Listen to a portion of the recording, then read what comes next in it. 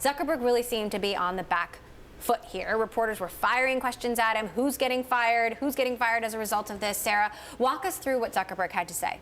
Well, what I thought was very interesting about this call in relation to calls past is he was willing to say that there could be some people who could get fired because of this. In previous calls, he said that everything ends with him. He takes full responsibility. And in this case, he said, look, we did some things wrong. And of course, we're always making personnel decisions. That's like as far as we've ever gone in the directions of him saying he has to fire someone. And one of the first things, one of the first pieces of fallout from this is that the firm that made that link with Soros for reporters, although it was true that there was some financial relationship there, that firm has been cut from Facebook ties. They are no longer working with them. Zuckerberg said on the call that he did not know about the Definers relationship and he was not informed about the way that the company was using them. This firm, the Definers, as it is called, it's interesting that he admitted on the call that he didn't know anything about it. He learned about it in the New York Times piece. I want you to take a listen to what he had to say about personnel, because I do think it's worth hearing exactly what he had to say. Take a listen. I just generally don't talk about that, specific cases of that in public. It's not that, we run the company and people make mistakes and there's no consequences. It's that, as part of the normal process of running the company, we're evaluating people's performance and making changes either in role or in some cases finding different people to do different roles when we need to. So that's an ongoing process. That's part of running the company, and we'll certainly keep doing that. This after being pushed by reporters. David, you've read the article, you listened to the call. What do you think about all of these revelations is the most damning? Well, it was amazing the defensiveness with which the call was conducted, and I think it's appropriate. I think Facebook is coming to a sense of responsibility so egregiously late on many of these issues of misuse and abuse and political manipulation that they're forced into an extremely uncomfortable position. What the article most amazingly laid out, I think it's not shocking to those of us who follow the company closely, but it was laid out in chapter and verse. It was right there in the title, delay, deflect, and distract. That has been the company's policy. But, the other thing in that headline was leaning out. So, in effect, this article was very much about Sheryl Sandberg and her role being a progenitor of a distracting, delaying, and deflecting tactic. It's very interesting to me that she was not on the call today.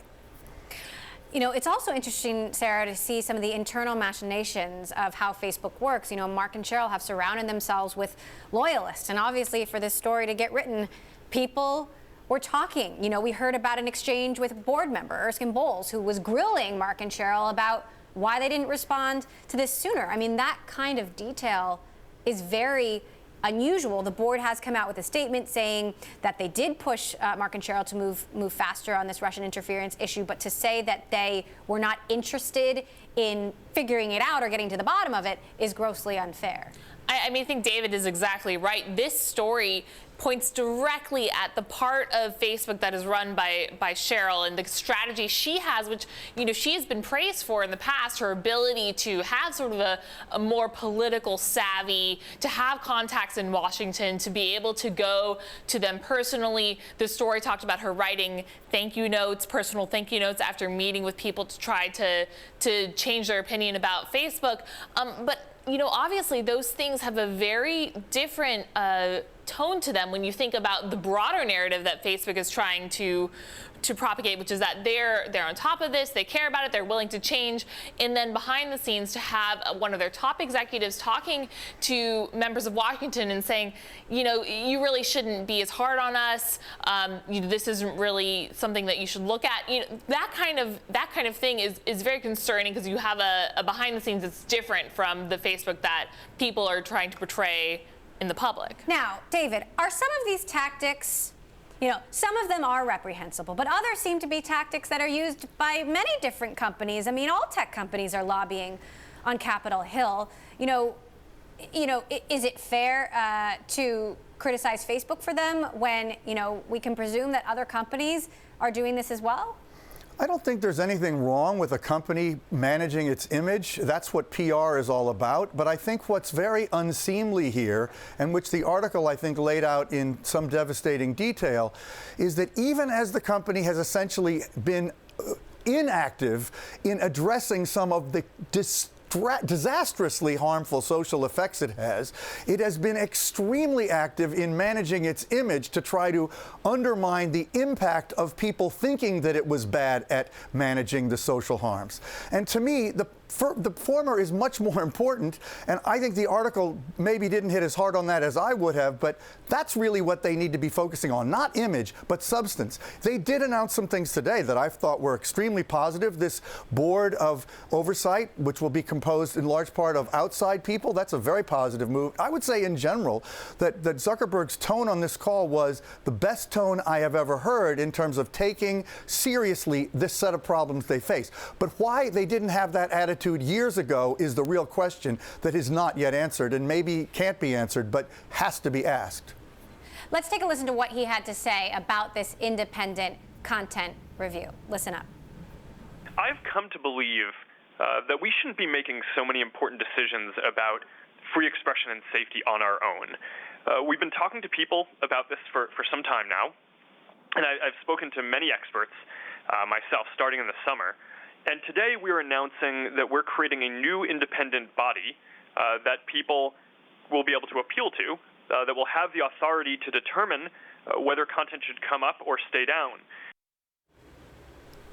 David, do you think that there will be some high-profile executives who leave as a result of this? I'm talking going all the way to the top. Well, I will say, and I talk to a lot of Facebook experts, critics, thinkers, analysts, there are quite a few, I'd say a growing number of people who seriously question Sheryl Sandberg's role at the company. I don't think she's likely to be forced out because I think Wall Street would freak out knowing that she's the architect of the business that has been the goose that laid the golden egg, so to speak. This is an incredibly profitable business and she architected that. However, I think the evidence is increasingly accumulating that she has not imposed sufficient governance into the system that she designed. So, that's where the question is being asked. Sarah, we know that this company is being scrutinized in Washington, that lawmakers are looking closely. Has anybody suggested that this company, which also owns Instagram and WhatsApp and has Facebook Messenger, should be broken up? Well, what's really interesting about what we've seen happen in just the last year is Facebook has taken those external properties and brought them in and created what it's calling the family of apps, which includes Messenger and WhatsApp and Instagram. And the data is being shared amongst them. There are a lot of resources that are being shared amongst them, and the leadership changes that happened this year, with or without Facebook's wanting them to happen. We had the founders of Instagram leave, we had the founders of WhatsApp leave, and that opened up an opportunity for Facebook to really connect with these other apps more. So I think they're making it harder to be broken up if somebody was going to come in and do that. That said, we did hear David Cicilline yesterday. He's the leading Democrat on the Antitrust Committee of the House.